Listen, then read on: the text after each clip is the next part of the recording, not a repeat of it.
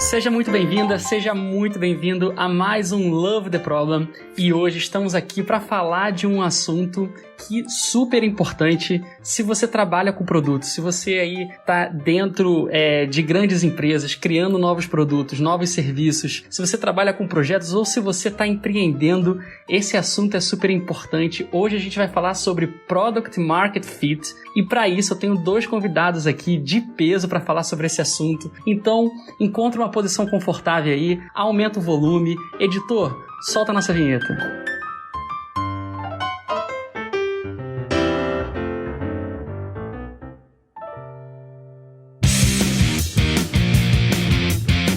Olá, este é o Love the Problem, o podcast oficial da K21. Evolução contínua de pessoas e organizações, com carinho, toda semana para você.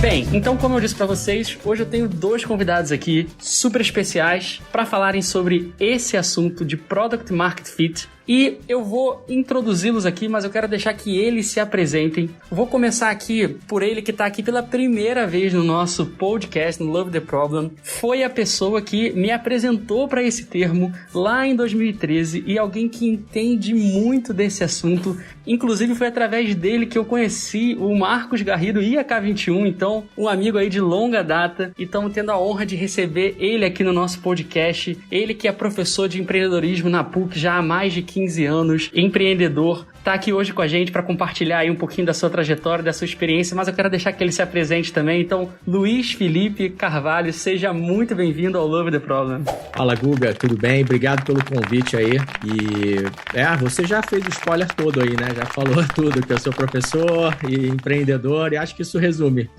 Ao longo da conversa, eu entro em mais detalhes aí do que eu tô fazendo. Mas, basicamente, sou professor da PUC-Rio já há 15 anos, do Departamento de Administração de Empresas da Universidade, e durante 6 anos eu toquei o Centro de Empreendedorismo também, lá da Universidade, que foi muito bacana, conheci muita gente e tem muita história para contar. E de uns anos para cá, eu fiz uma trajetória um pouquinho diferente aí da maioria dos professores, que normalmente fica mais na parte teórica, e eu resolvi cair na prática e abrir também uma startup com, enfim, eu costumo dizer para meus alunos, e você foi um deles, vai lembrar, eu falo o seguinte, que eu falo para minhas turmas, no final da história, eu sou a pessoa que mais aprende, apesar de ser o professor, mas eu sou quem mais aprende. Se você um dia quer realmente aprender alguma coisa, vai tentar ensinar alguém. Isso é a melhor maneira de aprender. Então foi o que eu fiz nesses anos todos aí na PUC, né?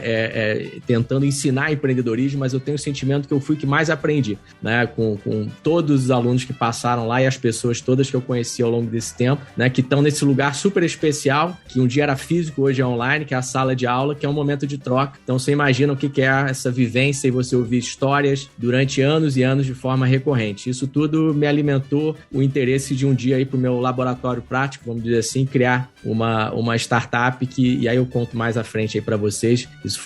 Começou em 2018 com essa vontade, os primeiros passos, até que em 2019 efetivamente eu me joguei na água e abri, né? Incorporei lá o primeiro CNPJ e aí tem história para contar. Estamos em 2021, são 2 aninhos, tá no início ainda, mas foi intenso, né? Podcast aqui não dá para ver a minha cabeça, tem cabelo ainda bastante, mas já tá começando a ver o que tem embaixo ali, né?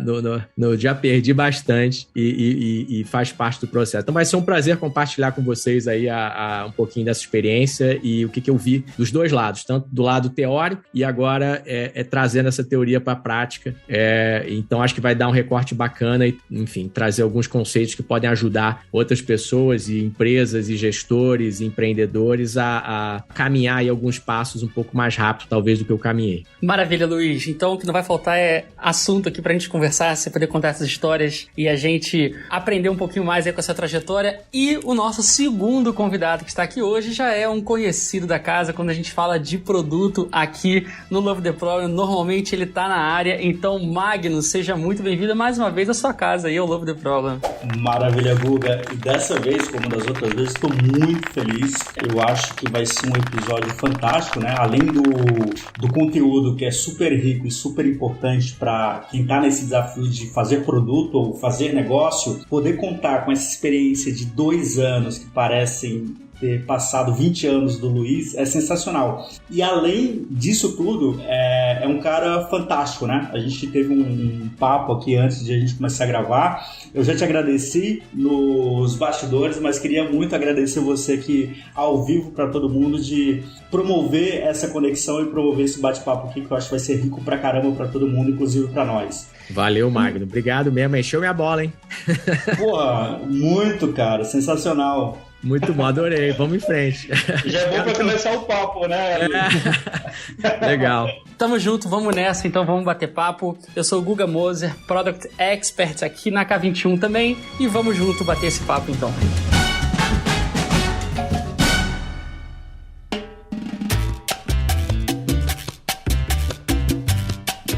Bem, gente, pra gente começar aqui o Love the Problem, vamos tentar entender qual problema a gente está resolvendo com Product Market Fit. Luiz, você que me apresentou esse conceito lá em 2013, pô, isso marcou a minha vida. Queria pedir pra você começar aí, compartilha aí pra quem tá ouvindo, afinal, o que é o Product Market Fit e que problema ele ajuda a resolver. Então, maravilha, Guga. Olha, eu vou ter que falar aqui vou ter que dar um pouquinho de informação, vamos dizer assim, de bastidor para poder chegar no conceito, né?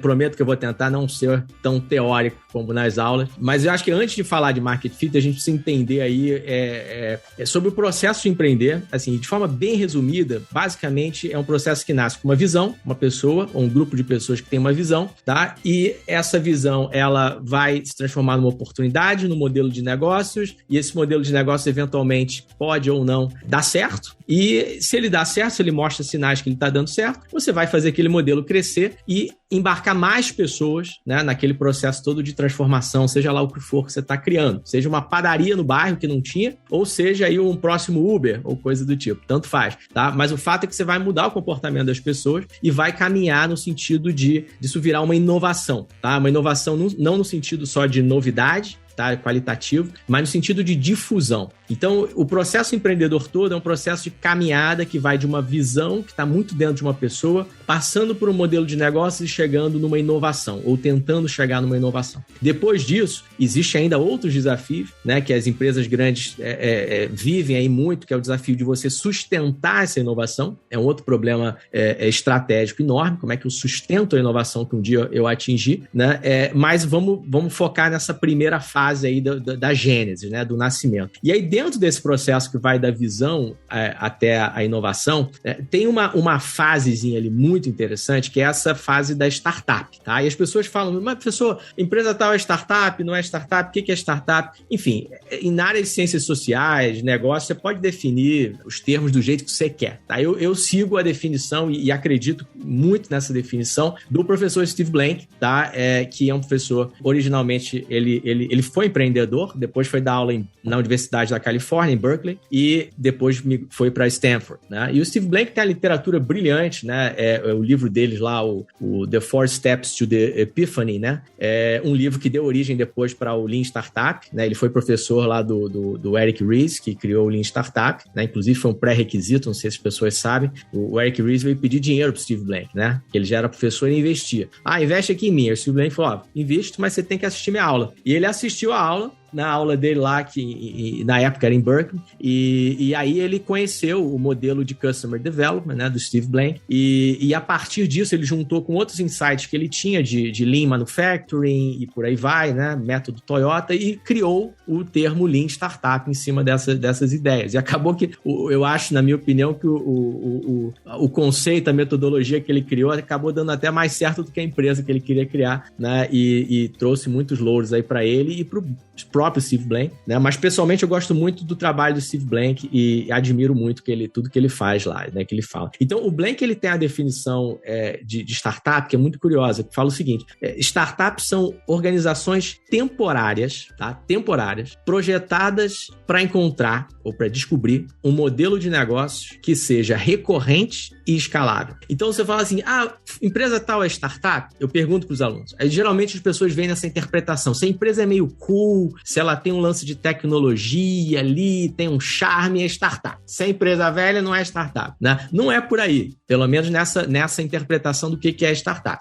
Startup é uma empresa feita para aprender. É uma organização criada para aprender. O foco dela é aprender. Aprender o quê? Aprender ou descobrir o modelo de negócios que funciona. Então aí a gente se aproxima da sua pergunta inicial, que era o Product Market Fit. Né? O que é o Product Market Fit? O Product Market Fit é justamente esse modelo, esse momento onde a startup encontra o modelo de negócio que funciona. O Ash Maurya, né, até você citou ali nos bastidores antes, ele coloca muito bem no livro dele lá no Running Lean, que o que a gente cria no início, depois da visão, é o chamado, que ele chama de plano A. É o plano A. É o plano para você embarcar e começar a jornada. Então, o livro dele é do plano A até o plano que funciona. O que você tem que fazer do plano A até o plano que funciona? Que é justamente o que uma startup faz. Uma organização feita para aprender, extremamente ágil, porque ela está disposta a trocar elementos fundamentais do modelo de negócio dela. Mesmo se isso vai sacrificar uma mudança de marca ou do que for, né? Até mesmo sacrificar o cliente, às vezes, em alguns pontos, nesse início, em troca de aprendizado, de validação. O que a startup quer buscar ou descobrir é o modelo de negócio que funciona. E isso,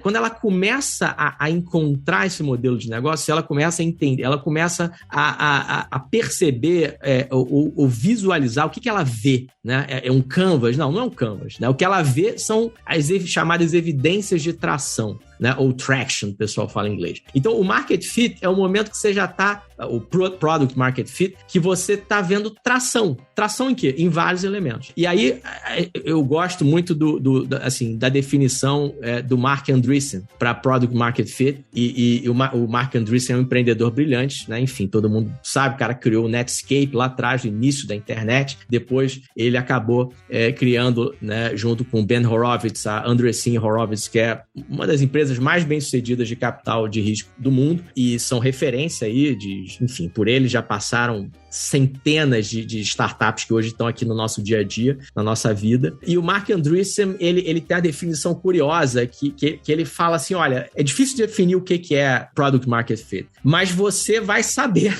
se você não está tocando o Product Market Fit, ou se você está tocando. Eu até destaquei aqui um artigo dele, que é muito interessante, que ele fala o seguinte, né? Você pode... Eu vou ler aqui um pouquinho, né? Traduzir que está em inglês. Mas ele fala assim, você pode sempre sentir, né, se o market fit não está acontecendo. Aí ele fala, né, os clientes não estão percebendo muito valor no produto, né, o boca a boca não tá acontecendo, o uso não está crescendo rapidamente, né, o usuário ativo no app crescendo, a imprensa não está dando muita bola ali para você e você está naqueles press release meio blá blá blá para aparecer na imprensa, o ciclo de vendas está demorando demais, você não percebe muitos deals, né? Muitos negócios acontecendo. E seja lá qual for o tipo de negócio que você queira imaginar, parcerias ou o que for. Então você sente que não está acontecendo essas coisas, né? E aí ele falou o oposto, né? Você também sente quando o market fit está acontecendo, né? Os clientes estão comprando o produto o mais rápido que eles podem, né? O growth, o crescimento de usuários está voando, você tem que botar mais servidor, e aí obviamente ele está puxando muito para negócios de tecnologia, né? Mas você tem que ficar aumentando o servidor da Amazon lá, bota mais máquina, né? O dinheiro dos clientes começa a entrar na conta bancária, o pessoal, você tem que contratar mais vendedor, mais pessoal de atendimento, né? Os repórteres estão te ligando ali, porque querendo fazer, né, uma entrevista, porque eles ouviram falar da coisa mais quente que tem. Então, assim, ele descreve com uma imagem o sentimento do market fit. E eu acho que, agora, para finalizar aqui a explicação, aqui na minha experiência que eu tive nesses 2 anos empreendendo aqui com a minha empresa, foi exatamente isso. Exatamente isso. Foi exatamente o que ele descreveu. Você sente. Na primeira empresa, a gente sentiu quando atingiu esse market fit, e foi tudo explosivo, muito rápido. Mais à frente eu posso contar um pouco, né? E nessa segunda agora que eu estou criando, que é o NG Cash, que é uma carteira digital focada na geração Z, o público adolescente, pré-bancarizado, né? A gente trabalha ali, nosso lema é independência financeira, independente da sua idade. Então, nessa startup, a gente está justamente na busca, no momento de busca pelo product Product Market Fit. A gente já sente algumas evidências de tração, mas claramente a gente sabe que ainda não chegou totalmente lá. Então, acho que o ponto final do Market Fit não é um momento que está assim, olha, chegou ou não chegou. Você vai se aproximando dele, ele é um espectro, mas tem uma hora que você está totalmente dentro, com o corpo totalmente dentro, e você sente que agora eu estou vestido. É como se fosse, acho que é uma roupa. Você botou o chapéu, você sentiu, tô chegando. Você botou a camisa, de repente você fala, pô, falta a calça ainda, tá? Então aí depois você bota a calça, depois você vai, bota o sapato, a meia, ou a ordem que você quiser, mas chega um ponto que você fala, agora estou vestido, tá? Então eu me arriscaria a dizer aqui que a gente se veste de Product Market Fit muito mais do que a gente encontra num estalo o tal do Market Fit. Sensacional, Luiz. Cara, tem uma definição mais simplista do Amaury Pinho. Ele é um dos fundadores, ou fundador da Investidores VC, que ele fala que você encontra o Product Market Fit quando você não está dando conta da demanda. É tanta demanda para usar o teu negócio, usar o teu produto, que você não consegue dar conta disso, né? Eu acho que vem muito de encontro com o artigo que você trouxe, com essa aula que você já deu de cara aqui pra gente. E aí, voltando na definição do Steve Blank, né? Uma startup é um negócio, uma empresa no estágio temporário, buscando um modelo recorrente e escalável. Então, enquanto você não encontra, né, esse modelo recorrente e escalável, que é você não conseguir dar conta da demanda, eu não encontrei ou eu ainda não estou me vestindo do Product Market Fit. Talvez, muito provavelmente, você ainda está no Problem Solution Fit, tentando encontrar um problema ou encontrar uma solução para resolver um problema. Não necessariamente eu tenho um mercado, né? Eu não tenho um business. Possivelmente você está no estágio de um modelo ou uma empresa temporária tentando realmente encontrar um modelo de negócio escalável. Sensacional. Perfeito. Ele só completando, Guga, assim, essa que o Magnus citou, realmente, essa definição, acho que ela resume bem. E o Steve Blank, de fato, ele coloca no modelo de Customer Development, né, que é formado por 4 etapas, ele coloca o Product Market Fit bem no meio, que está ali justamente entre o momento que você tem a validação do cliente e a validação do mercado, que são coisas diferentes, e vai passar para o momento seguinte, que é o momento ali focado na criação da empresa, vamos dizer assim, né? A criação do negócio, que é o que ele quer dizer, não é que não tem empresa, mas que é o momento que você vai injetar tempo e dinheiro para replicar. É o Airbnb quando ele nasceu, né? O Brian Chesky e o Joe Geber foram ali, testaram o modelo, falharam várias vezes até encontrar o modelo correto, completo, né? Mas no momento que eles descobriram, estava ali em São Francisco, Los Angeles e tal, atingiu ali o Market Fit naquele momento, conseguiu perceber que achou o modelo de negócio. Qual é o desafio seguinte? É escalar. E aí sim, injeta tempo, dinheiro, recurso com toda a vontade do mundo, né? Porque você já tem um modelo que está funcionando, você tem que replicar na costa leste, Estados Unidos, replicar na Europa, replicar na América do Sul, na Ásia, no mundo inteiro. O modelo deles era global. O problema é que muita gente, às vezes, tenta escalar o negócio antes de atingir o market fit, né? Antes de descobrir qual é o modelo de negócio que funciona. E aí é arriscadíssimo, né? Existe ali um 1% que talvez acerta, né? E pode acontecer, todo mundo pode ganhar na loteria. Mas agora, eu não acho que a gente deveria empreender com essa expectativa de loteria, né? Como é que a gente minimiza esse risco? Então, aí entra o tal do temporário, que o Blank fala que é brilhante, que é o seguinte, o temporário, porque talvez você não vai descobrir o modelo de negócios. Isso deveria ser normal. Então, às vezes, eu escuto estatística do Sebrae, lá não sei o que, e fala, Sebrae que eu digo assim, estatística pública, as startups, as empresas, a maioria das pequenas empresas falham. E é para falhar mesmo. Eu me assustaria se elas dessem certo. Todas. Seria uma mágica, né? Porque elas deveriam falhar. A maioria, inclusive, deveria falhar. Isso deveria ser normal para o empreendedor. Um output possível e legítimo, inclusive desejável, na minha opinião, é você fechar o seu empreendimento. Os alunos às vezes se assustam com isso. Eu falo, você tem que ser um empreendedor serial killer de empresa, de startup. Você tem que matar a sua startup, né? No sentido que ela tem que se provar ali para você que tá dando tração, que o empreendimento tá crescendo. A pior coisa que pode fazer é você ficar tentando deixar ela viva se ela não é um bom negócio. Mata logo e vai para a próxima. Cria outra, né? Então, é o lema do Lean Startup que o Eric Ries coloca. Fail fast, fail cheap. Tipo, se é para falhar, se o negócio não é bom, que seja rápido e barato. Isso tem que ser muito bom. É um sucesso você falhar rápido e barato. e ter a chance, ter o tempo, porque o tempo é a única coisa que a gente não consegue recuperar, né? Então, você falhar rápido e ter o tempo ali, né, para fazer outra, né, com o aprendizado todo que você trouxe diante, isso é um acerto incrível, né? E acho que a gente está começando a entender essa mecânica, né, no mundo inteiro, de que não tem problema nenhum falhar, desde que seja rápido e barato, com o mínimo de recurso, tá? E que você entenda que a startup é isso mesmo, é feita para quebrar. Agora, o problema é quando as pessoas ficam tentando manter ela viva, começam a inflar ela artificialmente e ela tá dando sinais de que não vai para frente, né? E você tenta manter ela viva por anos. E aí entra o problema, né? Aí entra realmente o erro. Esse é o erro. E isso é impressionante, né, Luiz? Porque é o que eu chamo de escala prematura. Se você ainda não encontrou o Product Market Fit e você está escalando número de pessoas dentro da sua empresa, número de servidores, para atender 1 milhão de usuários, se você não tem cara, você está gastando energia, está gastando dinheiro para se frustrar. Só que ao mesmo tempo, né, nessa busca, seja um empreendedor ou seja uma grande corporação, a gente tem uma sede muito grande pelo sucesso. Tem que dar certo, tem que dar certo. Como é que escapa disso, cara? Você tem alguma dica? É uma pergunta injusta, mas tem algum caminho que você vê? Como é que a gente sai disso? Porque no final é uma questão de modelo mental, né?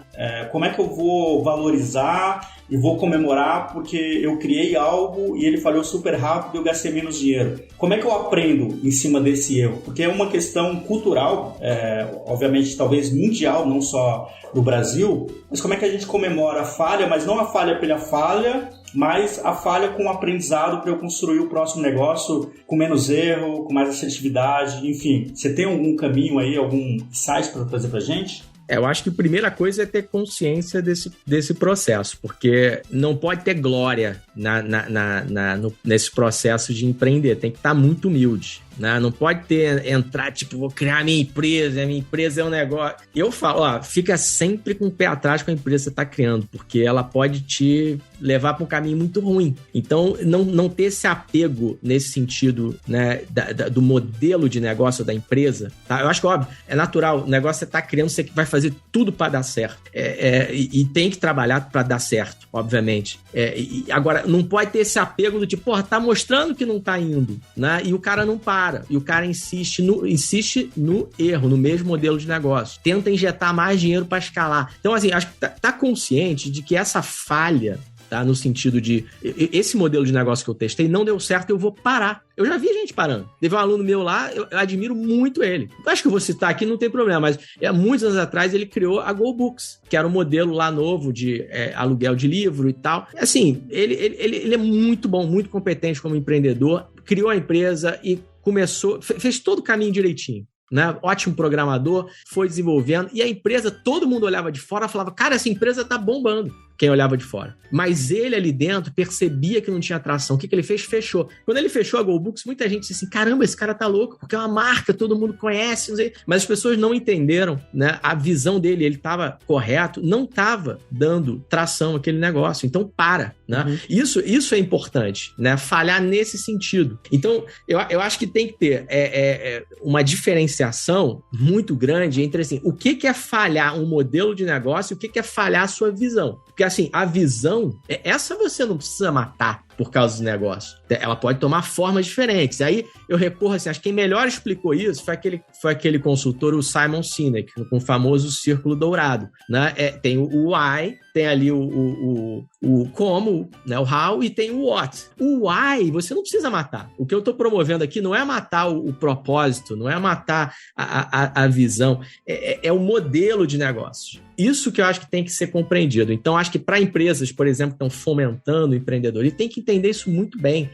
Porque especialmente quando é empresa grande se metendo em startup, é um negócio perigoso, porque são dois mundos, na minha opinião, assim, bem diferentes. O empreendedor é um bicho selvagem, e assim, que toma decisões gut feeling. Como diz o Steve Blank, empreendedorismo parece muito mais com arte do que com ciência. Tem um vídeo dele falando isso. Então, é o cara que acorda às 3 da manhã e toma decisões loucas e não sei... Então, assim, a empresa, às vezes, grande, quer fomentar o empreendedorismo, ela fica só injetando dinheiro. Não vai mais. E direcionando, é pra cá, e tem que ir pra cá, e tem que ir pra cá, tem que isso, tem sinergia com o nosso negócio. Lascou.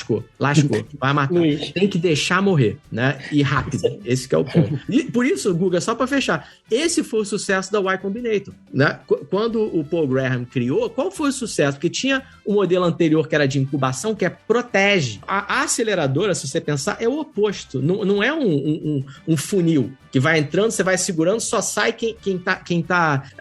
O acelerador é um cilindro. O que entra, sai. Pelo menos na origem lá era isso. Entrou o batch, pá, é rápido, mói todo mundo ali, sai todo mundo. Uns saem mortos, outros saem vivos. E não tem problema nenhum com isso. Quem saiu morto, né, é igual joguinho de videogame. É só você apertar pra jogar de novo. Volta lá pra cima do cilindro. Aproveita que é bom assim. É simples e bom assim. Só que as pessoas a maioria não consegue ver desse jeito. E aí, né, acho que é o lema do mercado do OLX lá, desapega. Tem que pegar o pessoal da OLX pra usar o lema pra startup. Desapega, né? Muito bom. Você está falando, Luiz, você citou as grandes organizações que injetam muito dinheiro e a gente passa por diversas empresas e a gente vê isso acontecendo na prática. Porque são pessoas que estão lá tocando um produto, tocando, né, um serviço. Muitas das vezes até que já estão consolidados, já geram um determinado de receita, já passaram em algum momento por esse Product Market Fit, mas a empresa ela quer continuar crescendo, quer diversificar, e aí vem aquela famosa ideia, né? Não, precisamos investir em tal área, precisamos desenvolver tal produto. E aí, como a gente tem toda uma estrutura montada, né? Tem recurso. Acaba que esse apego dos times, esse desperdício, ele acaba sendo muito mais fácil de acontecer. E aí, a gente precisa estar atento, né? As pessoas que estão lá precisam, de fato, conhecer essas técnicas, conhecer todo esse conceitual por trás, senão a gente acaba caindo no grande risco de a gente começar a se apegar ou a fomentar algo que não para de pé, que é um produto que às vezes ninguém usa, que ninguém quer. E aí, gente, qual que é o perigo disso tudo? Uma hora a conta chega. E quando a conta chegar, muito provavelmente acontece que o emprego das pessoas que estão lá naquele projeto acabam ficando em risco, e aí as pessoas olham para trás e às vezes não entendem muito bem. Por isso, gente, que é muito importante, a gente falou aqui muito, né, sobre empreender, mas isso acontece muito também no dia a dia das empresas, né? A gente, na verdade, muitas das vezes, às vezes nem chega uma tarefa, chega um projeto pronto, né? Às vezes chega um pedido para validar uma oportunidade de negócio, mas as pessoas automaticamente entendem esse pedido, né? Normalmente que vem de uma alta hierarquia, como tipo uma ordem, precisamos fazer isso para amanhã, e aí começa todo o movimento e isso gera uma série de desperdício. E tem uma frase que eu gosto muito da Ash Maurya, que ele fala: focar em escalar um produto antes de demonstrar essa tração inicial é a melhor forma de desperdício que existe. E isso é muito verdade, né? Porque isso acontece muito todos os dias, em todas as empresas, o tempo todo, e a gente precisa ficar atento em relação a isso. E, gente, só fazendo um parêntese aqui, a gente tá falando aqui no nosso podcast, dando várias referências, citando aqui várias pessoas, vai estar tudo lá no nosso backstage. Então, k21.link/backstage, você consegue acessar lá e ver todas essas referências, frases marcantes que a gente tá falando aqui no nosso podcast. Não deixe de acessar aí depois. E aí, Luiz, você falou da sua trajetória aqui com a Trampolim, que foi uma trajetória de 2 anos que você viveu esse Product Market Fit e agora tá vivendo de novo. E aí, durante aqui o nosso papo inicial, você falou bastante sobre esse sentir o Product Market Fit, essa questão da atração, né, que é algo que a gente vê que tá acontecendo e a gente vai saber quando acontece ou não. Queria ouvir um pouquinho de você e na sua trajetória da Trampolim, como é que foi esse processo de sentir esse Product Market Fit, como que vocês acompanharam, mediram isso e vocês falaram assim, de fato o Product Market Fit tá acontecendo, ou agora estamos bem vestidos. Legal, assim, eu tinha mencionado antes para vocês aí no bate-papo prévio aqui, né, sobre a Trampolim, e que é uma empresa chama de BaaS, né, Banking as a Service. É uma empresa que faz contas de pagamento, né, contas digitais, e a gente conhece várias empresas que são ou foram contas digitais, tem aí, por exemplo, lá o Nubank foi um dia, o Rappi Bank, o Mercado Pago, etc e tal, uma regulação que o Banco Central lançou lá por volta de 2013, 2014, que deu origem para esse tipo de instituição de pagamento, que não é uma instituição financeira, né? Então, um relatório um pouco mais leve, né, para dar acesso e melhorar, inovar na área de pagamentos. E no caso, essa empresa que a gente criou, eu digo a gente porque Eu não criei sozinho ela. Ela nasceu de conversas em 2018 lá na universidade, na PUC-Rio, e essas conversas, elas foram se desenvolvendo até que em 2019 a gente abriu efetivamente uma empresa na incubadora da PUC-Rio, o Instituto Gênesis, que já passaram mais de 200 empresas, startups que deram muito certo. Então é um case de sucesso, está operando desde 97, tá? Pioneira mesmo, tenho que falar aqui do Gênesis. E eu entrei nesse carrinho, muito nessa de eu sou professor, e ouvi histórias pra caramba nesse tempo, ouvi vários alunos meus que criaram empresa, acompanhei esse processo todo, da folha de papel, do guardanapo ali, né, até empresas grandes, e aprendi muito com eles. Falei, agora eu quero fazer também. E estava interessado nessa área de finanças digitais, porque eu me conectei com esse tópico nos últimos anos, e percebi ali que tinha um processo de transformação digital muito grande acontecendo no setor financeiro. E foi um grande acerto ir para essa área, né? Inclusive, isso é uma coisa até que eu posso falar aqui com muita segurança, está escrito também ali nos textos aí do Marc Andreessen, que é o seguinte, né? O que é mais importante, né? Aí ele começa a estar a equipe, o modelo de negócio, a ideia, o funding, vendas, é o mercado. Tudo é importante, mas o mais importante é o mercado, você encontrar um mercado. E nesse quesito, né, a área de finanças, por causa do processo de transformação digital, é um dos melhores mercados para você empreender, né? Basta olhar o radar fintech, que vocês vão ver a quantidade, centenas de fintechs atacando ali um segmento bancário altamente concentrado, né? Não só no Brasil, no mundo inteiro, né? E agora um momento de oposto, né? É um pêndulo, a vida é um pêndulo, a coisa vai para um lado, depois vai para o outro, o resultado está sempre no meio. Então, estava muito concentrado, agora, né, pêndulo está indo para o outro lado, então está todo mundo atacando os grandes bancos de todos os lados que vocês podem imaginar, seja pagamento, crédito, investimento, seguros, câmbio, o que for, você imaginar, né? Porque tinha ali um mercado muito, muito consolidado, muito integrado, e isso na prática acaba, a área de estratégia, microeconomia não mente, né? A teoria das organizações industriais, acaba que ser mercado ali concentrado, a tendência, né, é você reduzir o nível de serviço para o cliente, você não tem tanto incentivo para atender o cliente bem e aumentar preço, porque você tem um monopólio temporário ali.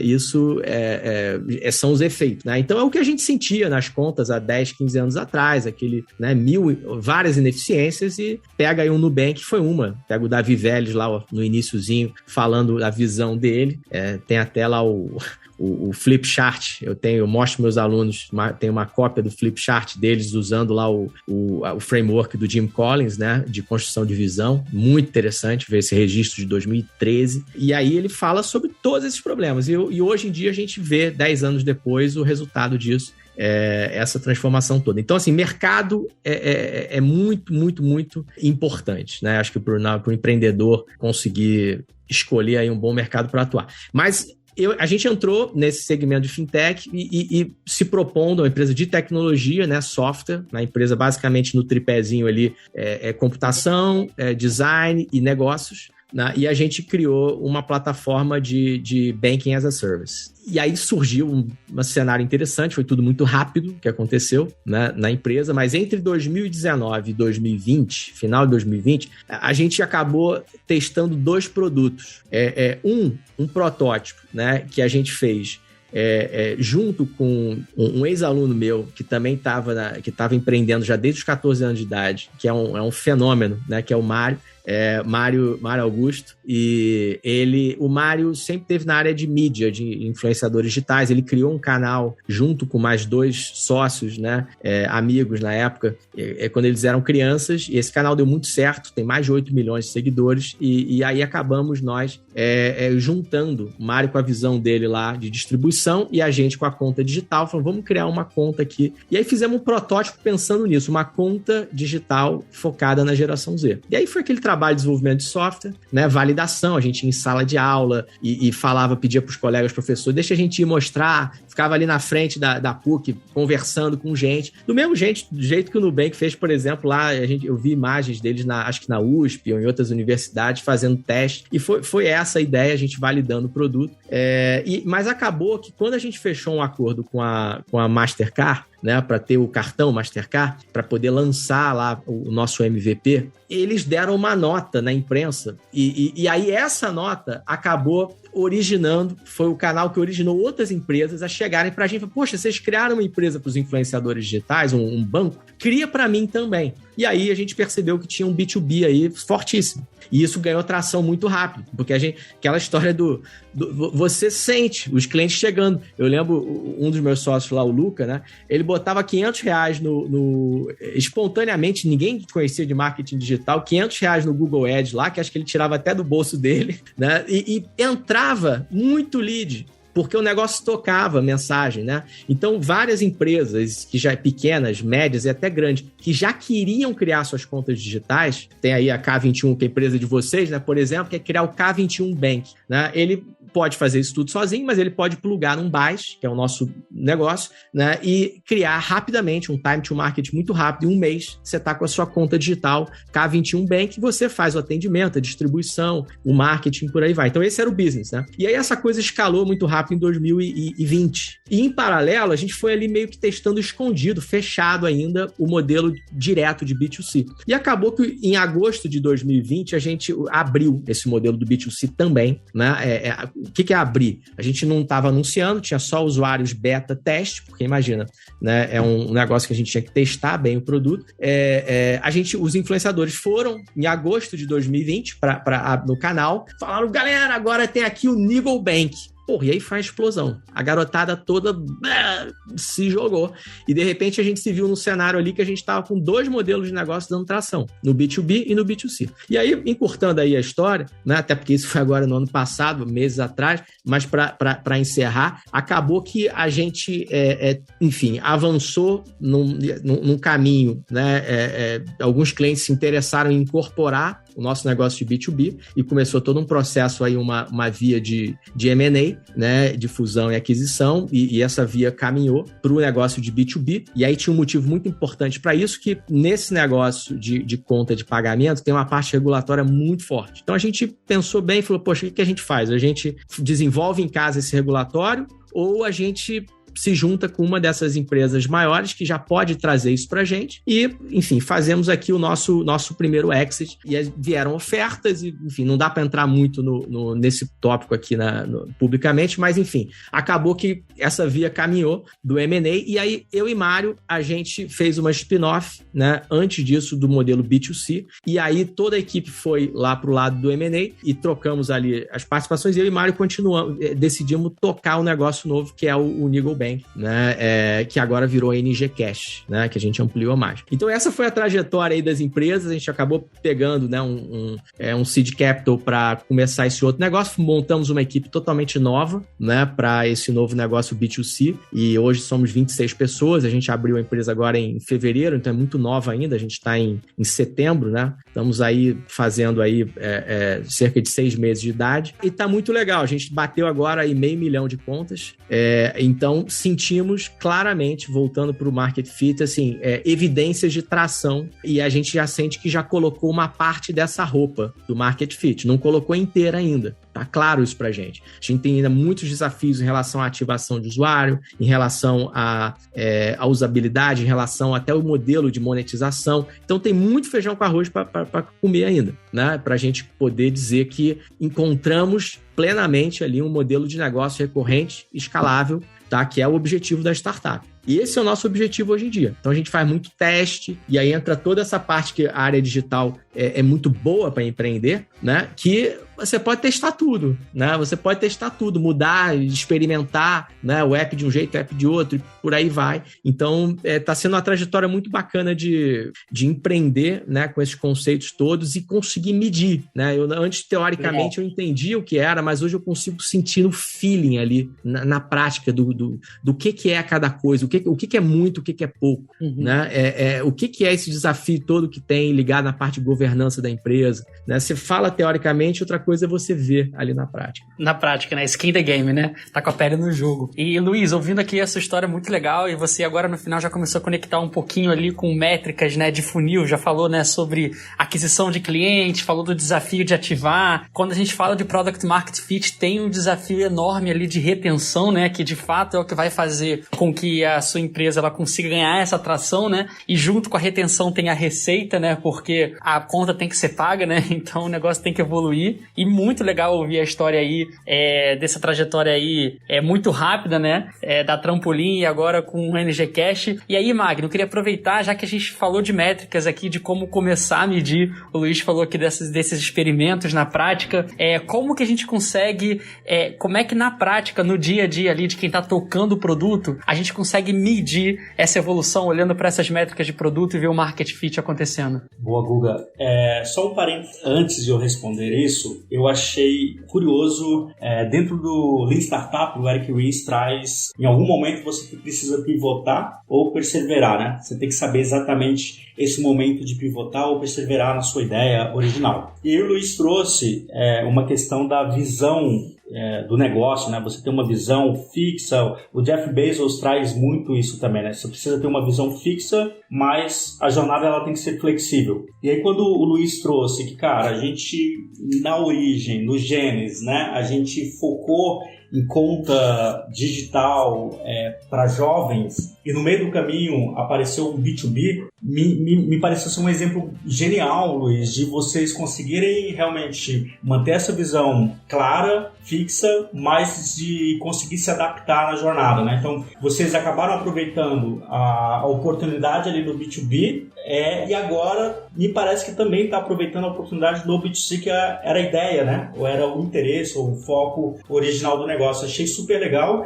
e queria ouvir um pouquinho, antes de responder a questão das métricas, Google, como é que o Luiz vê um pouco disso, de como é que isso foi muito complicado, complexo de manter esses dois negócios em paralelo, como é que foi? Porque você poderia simplesmente focar no B2B, esquecer o B2C, e agora, com essa janela, né, estou entendendo que a maturidade do mercado, a maturidade do negócio chegou e por isso você está com esse sentimento que o market fit está chegando. Mas se você não tivesse priorizado continuar fazendo isso lá atrás, você não conseguiria aproveitar essa oportunidade hoje, né? Não, perfeito, Magna. A pergunta é ótima e realmente eu vivi isso, tá? Eu vivi isso porque a gente acabou tocando dois modelos de negócio que mostraram ali, que deram essas chamadas evidências de tração. E foi um momento bastante difícil pra gente, que a gente viveu, né? E conversamos com várias pessoas fora e todo mundo é unânime dizer assim, tem que focar, não dá pra ficar querendo fazer os dois, e tá certo, e é isso mesmo. No nosso caso, esse foco, ele acabou se desdobrando, essa ideia de focar, acabou se desdobrando no seguinte sentido, vamos separar e abrir duas empresas, e a gente continua junto, né, criar duas empresas, mas isso era uma condição também muito peculiar do nosso negócio. Por quê? Porque a gente tinha um time ali que era um time de empreendedores, tá? Então a gente tinha condição de ter um split de empreendedores. E eu acho que isso é uma condição sine qua non para você fazer um movimento do jeito que a gente fez. E por que a gente tinha um time de empreendedores? Porque a gente no início não tinha dinheiro para criar um negócio. Foi o primeiro negócio que eu estava criando, né? Eles também, né? Todo mundo, né? E quando você está no seu primeiro negócio, você não consegue levantar capital assim com facilidade, né? Atrair pessoas boas. Então é muito comum você formar empresas com essa lógica de sócios, né? De vários sócios que estão entrando na relação capital-trabalho, o pessoal entra com trabalho. E capital não é uma coisa que está muito presente. De cada vez mais ele vai entrando, conforme, né, você vai mostrando serviço ali, a coisa vai caminhando. Mas no início não foi. Então, as pessoas que formaram esse grupo que formou a Trampolim, enfim, tinham várias pessoas, né? Que era eu, o Lucas Pérez, né? O Luca Freire, o Rafael Bressan, o Mário Augusto, que eu citei, e, enfim, tinha até outros que nem estavam ali diretamente como sócios, mas que eu considero empreendedores que eram alunos da universidade, que saíram até dos seus estágios, né, para entrar no negócio e viram a mesma visão que a gente estava vendo, então é muito legal. Mas o fato é que a gente tinha ali vários empreendedores, então foi fácil pra gente fazer o split. E tinha também uma coisa meio que assim, uma espécie de como é que eu vou dizer, um carinho por cada uma das visões. O Lucas e o Luca tinham mais essa visão, eles apreciavam mais, tinham até mais experiência no B2B, então foi natural eles liderarem esse lado. E do outro lado, o Mário era um cara totalmente mídia digital e influenciador digital, e eu tinha uma conexão muito grande, porque no início da empresa, quando eu estava ali praticamente sozinho, a minha conexão era mais com B2C. Então, acho que, mais uma vez, eu só estou falando isso porque, para não parecer que é uma regra de bolo. Eu acho que pra gente foi possível fazer esse split, né, e de um jeito continuar juntos, assim, com todo mundo ganhando dos dois lados, apesar de não ter sido um processo simples, porque aí você começa, né, ainda mais envolvendo esse processo todo do M&A, você começa a botar mais coisas na mesa e começa os interesses todos a se aflorarem, então tem todo um desafio de governança, que a gente acabou superando isso, graças a Deus, mas eu acho que, no geral, a regra de bolo tem que focar. Se der para fazer o que a gente fez, porque tem vários empreendedores, maravilha. Mas se não der, eu acho que tem que escolher um caminho e focar. E eu acho que, francamente, se a gente tivesse nessa situação de que não dá para criar os dois separados e fazer o spin-off, a gente teria ido pro B2B. Porque o B2B, ele deu uma reação muito rápida. Muito rápida. Muito rápido, né? E é muito menos arriscado também. Tá? A verdade é essa, porque o B2B você tem ali um outro cliente em cima que está fazendo a camada toda ali do atendimento, da parte de distribuição, divulgação, que tem muito sunk cost, muito custo afundado ali, né? Quando você faz esse investimento em mídia. E para você trazer rede é um desafio muito grande, né? Então, o B2B ele é menos arriscado, e acabou que a trajetória do B2B foi muito rápida por esse motivo que eu te falei. Acho que a gente surfou sem querer uma onda que estava se formando e a gente estava no lugar certo, na hora certa, com o produto certo, com a equipe certa. E aí tem, acho que, um pouco de sorte, né, de um jeito, mesmo se a gente trabalha com sorte aí no sentido de que, né, a sorte só vem para quem acordou de manhã cedinho e foi trabalhar, né? Para quem tá dormindo na cama nunca tem sorte. Mas, assim, poderia ter saído para trabalhar e não ter dado essa sorte toda. E eu acho que foi uma questão de mercado, tá? Porque realmente, na época que a gente criou, inclusive, só mais um parênteses aí também que eu acho interessante vocês terem, a decisão da gente ter criado em casa o nosso back-end lá transacional não foi uma coisa também planejada, do tipo assim, vamos criar todo esse sistema de banking nós mesmos. Não foi, porque a gente queria pegar de outro e não tinha. Quem fazia na época que a gente começou não quis nos atender, porque a gente era nada, né? A gente era uma startup sem nenhuma reputação, né? Enfim, disseram assim, vocês são pequenos demais, a gente não está interessado em vocês, quero atender o varejo aqui gigante que está, né? E de outro lado, quem abriu a porta, né, não tinha condição de fazer do jeito que a gente queria. Então a gente falou, como tinha essa competência toda em casa de programação, a gente falou, vamos fazer. E aí nós hackeamos mesmo o sistema, no sentido de criar o nosso arranjo meio que puxando de outros, plugando em outros, né? Uma lógica ali toda de hack, nesse sentido de, cara, vamos aproveitar as conexões que a gente tem, né? E obviamente teve ali um ponto que eu acho que fez uma diferença grande, que foi no momento que a Mastercard topou ali através de uma emissora lá que é a Edenred, né, que topou ali atender a gente, e muito na visão que eles tiveram, tipo, poxa, eles estão ali na universidade e é um polo de inovação e eles estavam com essa visão de inovação. Então é bacana ver como a empresa grande pode contribuir também com a startup, com o ecossistema de startup, né? Compreendendo que às vezes é uma sementinha que está ali que vai florescer. E aí, acho que na hora que a gente teve esse selo, a coisa andou mais rápido, né? Foi um catalisador. Teve outros catalisadores também, né? A gente participou de outras coisas, o BNDES Garagem, por exemplo, né? Que foi um programa de aceleração, a própria PUC, teve outros catalisadores. Sensacional. E Luiz, ouvindo você contar essa história, tem uma questão de intenção também, né? Quando você fala sobre a sorte e tal, quanto mais intenção você coloca na sua trajetória, seja você enquanto pessoa física, um time numa garagem de uma universidade, criando um novo produto, essa intenção é super poderosa. E a gente pode, talvez, traduzir essa intenção na visão, que você trouxe muito bem, que o Steve Blank traz muito bem ali. E aí, tentando conectar aqui com a pergunta do Guga sobre as métricas, para mim, tem ficado cada vez mais claro que quando você está ou criando um novo negócio, ou criando a sua startup, ou com algum desafio dentro da sua organização, se você não tiver uma intenção muito clara, dificilmente você vai ter alta performance. E aí quando a gente fala sobre produto, né? Produtos digitais, startup, etc., existem 3 tipos de métricas.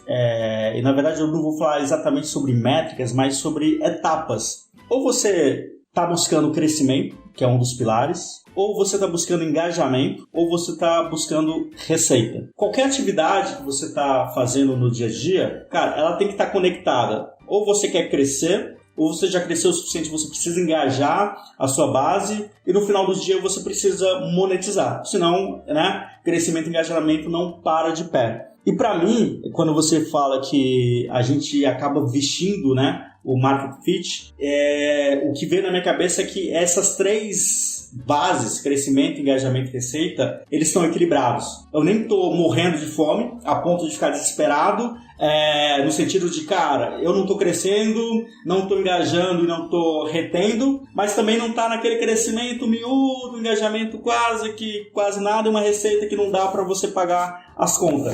Realmente eu encontrei, né, eu estou me vestindo do Product Market Fit quando, cara, esses 3 pilares ele tá rodando e eu tô tendo dificuldade para equilibrar no sentido de atender a demanda, né? E aí eu preciso realmente agora escalar servidores, escalar a equipe, porque realmente eu consegui acertar na veia ali. Maturidade do meu produto e necessidade do mercado, essas coisas se encontraram e realmente eu tenho agora um negócio recorrente e escalável. Isso faz sentido?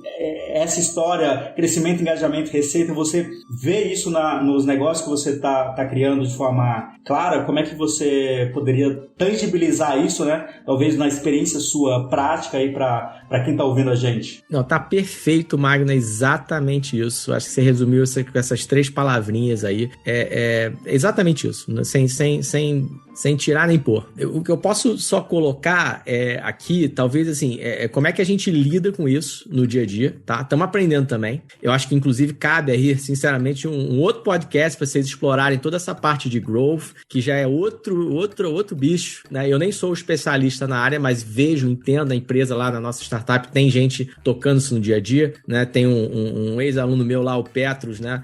Fez engenharia mecânica na PUC, que é o cara das planilhas dos números, e a gente diariamente vê, assim, são planilhas insanas, né, no sentido de número pra caramba e todo mundo vai alimentando, pega lá do Metabase, puxa de Google Analytics, puxa de tudo que é lado e joga os números para ficar calibrando, né, essas 3 variáveis que você colocou. Então, assim, na prática é isso, é ver número, né, se a gente tá falando de uma startup digital e tem uma abundância de dados muito grande e você vê direitinho, se você conseguir olhar, tem um desafio técnico mesmo, eu acho que de você ter gente ali que lida bem com os números, que consegue reunir esses números, automatizar o processo de coleta, fazer as queries certas, colocar os pontos de contato certos lá no app para fazer, né, a coleta toda nos touching points, os Firebases da vida, os Metabases da vida e por aí vai.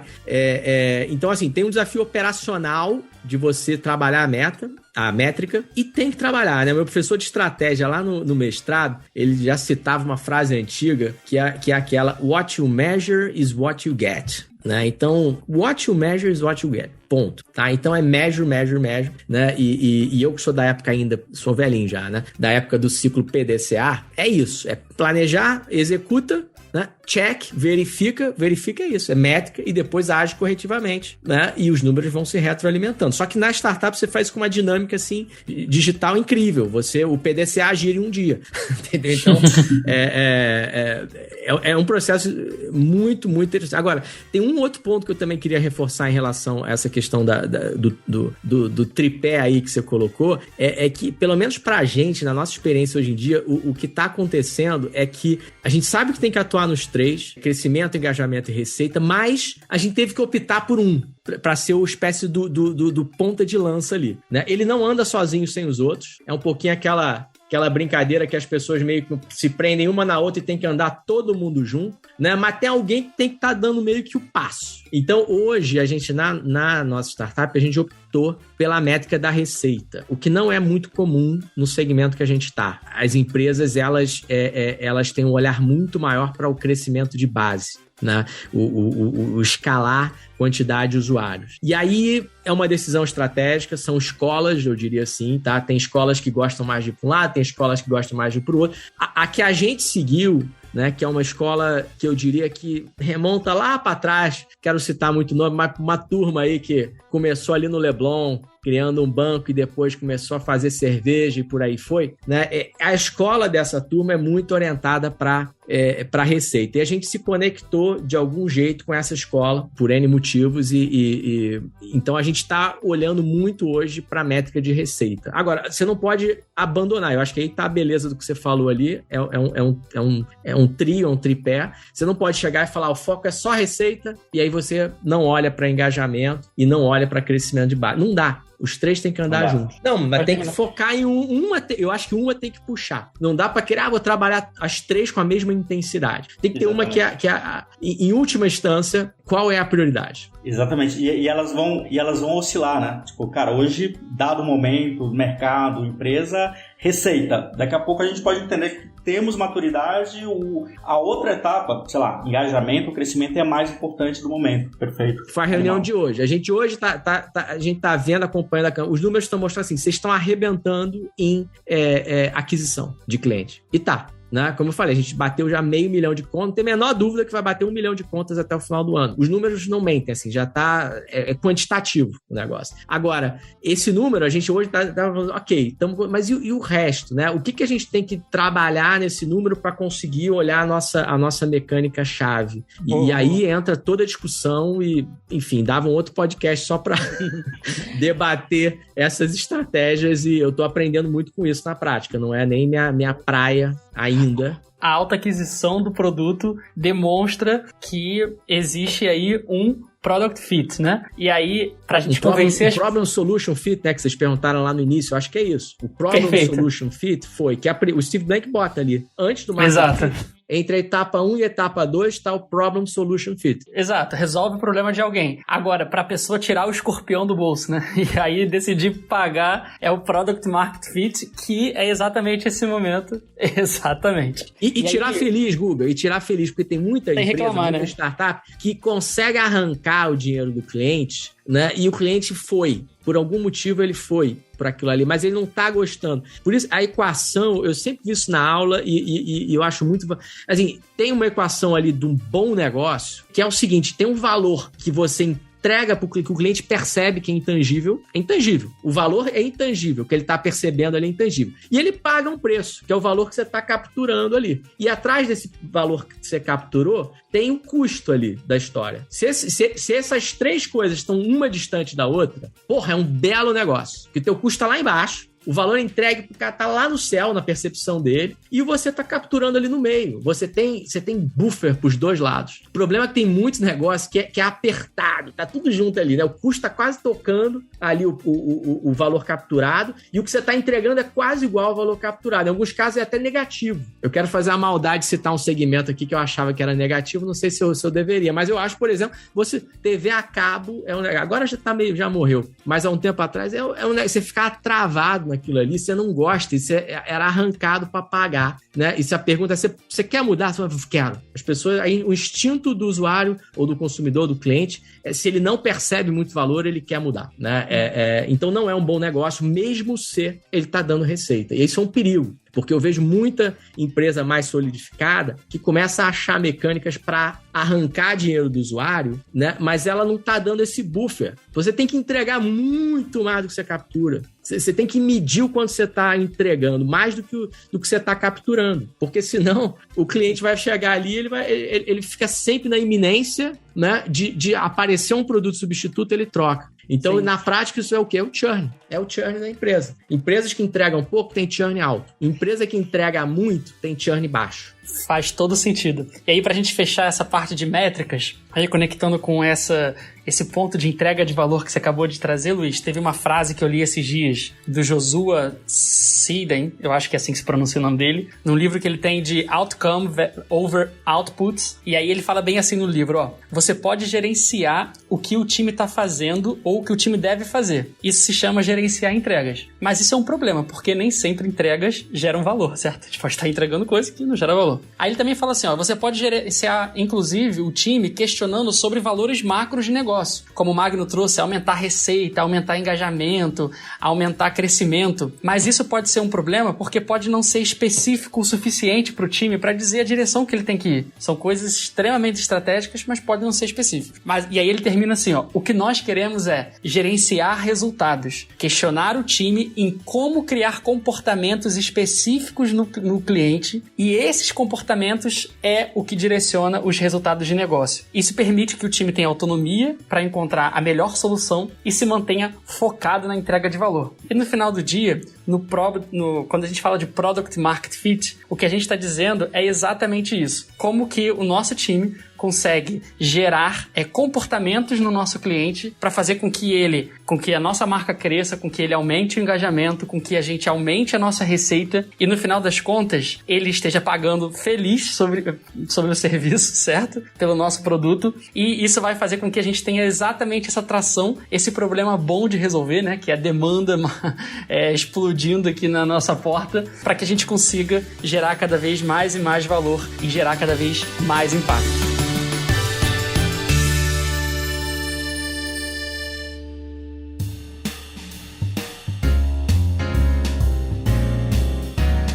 Gente, então para fechar o nosso papo aqui, a gente já falou de muita coisa. Nossa, nosso papo rendeu aqui, tem aqui assunto valiosíssimo. No final das contas, gente, quando a gente está falando de Product Market Fit, a gente está falando sobre criar coisas que as pessoas queiram e que elas estão dispostas a pagar por isso. E seja você empreendendo, abrindo seu novo negócio, seja você trabalhando em uma grande empresa, você precisa estar muito atento a isso, precisa acompanhar, você precisa medir isso na prática com números claros que dizem qual a direção que você tem que seguir, e tenha zero desapego se você tiver que mudar a sua direção, porque afinal de contas agilidade é sobre isso, né? É sobre adaptação. E aí, gente, para fechar aqui o nosso papo, eu vou pedir, Magno, começa aí deixando a sua mensagem final para quem toca um produto aqui, para quem está empreendendo, que está acompanhando aí Product Market Fit. Se você tiver que deixar uma mensagem final aí para essas pessoas, o que você diria? E já aproveita e traz junto aí suas referências também. Show, Guga. Primeiro, eu queria mandar uma mensagem direta aqui pro Luiz. Cara, eu não fui seu aluno, mas quem dera tivesse sido... Porque, cara, que aula incrível, que humildade, inclusive, incrível aqui como ser humano, né? Tô te vendo aqui e batendo esse papo. Pra mim, tipo, tem uma folha aqui anotada com vários insights. E pra galera que tá ouvindo, cara, uma das coisas que tem cada vez mais ficado na minha cabeça, eu acho que o Luiz trouxe muito. Quando o cara fala que uma das referências dele é o Steve Blank, você já precisa parar, para o que você tá fazendo e começa a escutar. Porque não é todo mundo que tem... essa referência, né? E além de ser uma referência didática, conceitual, uma referência prática também, de realmente botar esses conceitos que a gente lê no livro, lê em alguma palestra e tá ouvindo aqui através do podcast, colocar em prática. E aí, para quem tá ouvindo, entenda os fundamentos. Você entendendo esses fundamentos, por que algumas coisas acontecem e outras não, por que mudar o comportamento de um cliente ou mudar o teu próprio comportamento é super interessante no momento que a gente vive, é sensacional, porque no final do dia você acaba tentando buscar uma série de fórmulas mágicas que não existe. O funil aqui, para esses dois negócios que a gente discutiu com o Luiz, é um, para a tua empresa é outro, para a empresa que você vai criar é outro totalmente, mas uma coisa que não muda são os fundamentos. E aí, para mim, os fundamentos é você realmente ter intenção naquilo que você está fazendo, ter uma visão de produto ou de negócio que realmente inspira as pessoas e, no final, você vai procurar, através de algumas práticas, de experimentos rápidos, validar se você tem uma necessidade no mercado que vale a pena ter o teu negócio, né? Que sustenta o teu negócio e ao mesmo tempo você resolve um problema gigante da sociedade. Cara, é isso e muito obrigado de novo, Guga, por ter proporcionado esse bate-papo aqui. O Luiz já falou que pelo menos 1 ou 2, 3 temas mereciam outro podcast. Eu já estou ansioso aqui pra gente gravar mais episódios. É isso. Maravilha. Luiz, sua mensagem final aí para quem está empreendendo, ou seja, está trabalhando, ou também trabalhando numa grande empresa, trabalhando aí com produtos nesse desafio de viver o Product Market Fit. Qual a sua mensagem final aí para essas pessoas? Olha, tem tanta coisa aí para falar, assim, eu vou falar o óbvio, tá? E geralmente o óbvio é o mais difícil de fazer. Escuta o cliente. Isso é muito difícil de fazer. A gente se depara ali no dia a dia, na prática, todo mundo vai... 100% das pessoas que vão ouvir aqui o podcast, elas vão concordar com o que eu tô falando. Ouve o cliente. Ele te diz o que ele quer. Ele te diz o que ele quer. Tudo bem, tem vezes que você vai, Steve Jobs, se fosse ouvir o cliente, aquela história toda, blá, blá, blá. Mas vamos pegar assim, na prática do dia a dia, gerenciando a empresa, tá lá avaliando o usuário, né, se tá funcionando, não tá. Ouve o cliente, cria os canais de comunicação, ouve o cliente. Vou dizer para você, a gente faz isso? Não. E a gente tenta, mas é muito difícil de fazer mesmo. A gente se pega diariamente fazendo reunião, né? Que a gente vê, assim, o cliente não tá na reunião decisória. Aquela coisa que o Jeff Bezos fazia, na biografia dele, ele cita, sem botar a cadeira do cliente, qualquer reunião, tinha a cadeira vazia escrita cliente. Né, para provocar você pensar no lugar do cliente. A gente não faz isso na prática e é muito difícil, tá? É óbvio demais, tá? E todo mundo vai falar, vai concordar e amanhã vai querer fazer isso no seu trabalho, mas é muito difícil de fazer. Então, acho que o mais importante de tudo é ouvir o cliente, a moeda de troca ali para o empreendedor. Mais importante que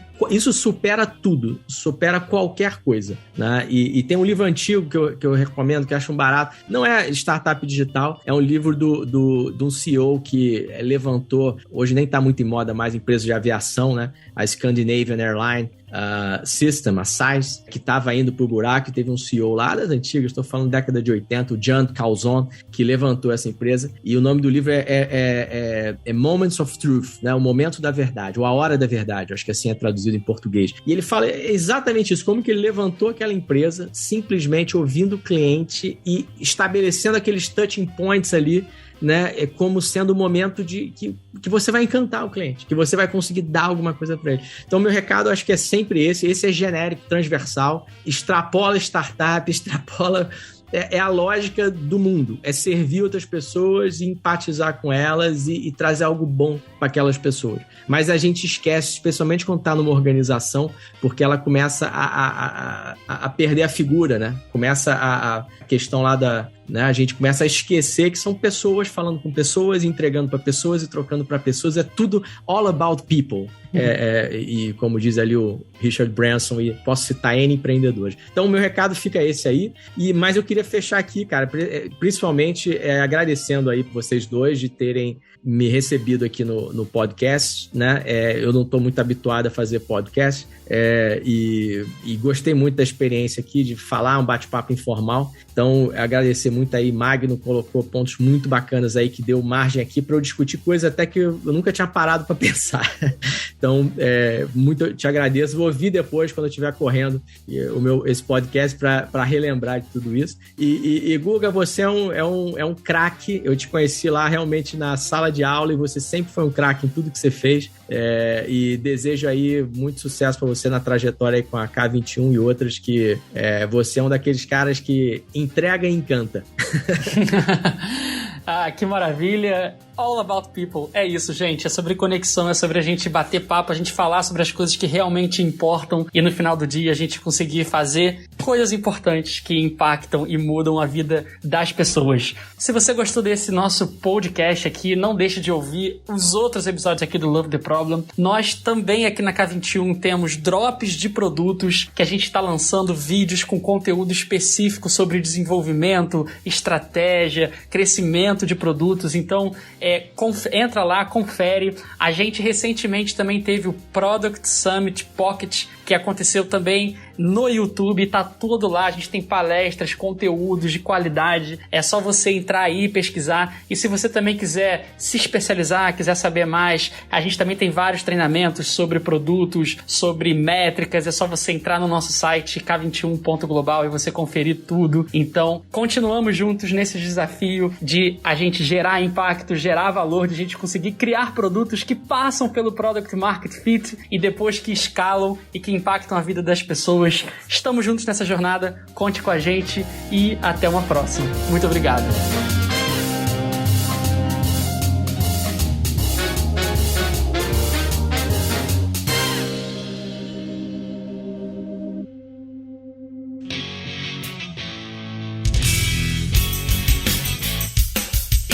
Este foi mais um episódio do Love the Problem, o podcast oficial da K21. Se você curtiu, compartilhe, inscreva-se no seu agregador de podcasts favoritos e espalhe conhecimento por aí. Procure por Love the Problem nas redes sociais e deixe seu comentário ou sugestões. Até o próximo!